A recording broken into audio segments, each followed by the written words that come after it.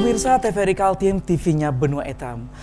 Keanekaragaman kesenian tradisional yang ada saat ini di bumi Kalimantan, baik itu kesenian dari Banjar, Kutai, Berau, Pasir, dan lain-lain tentunya telah memberikan warna yang berbeda.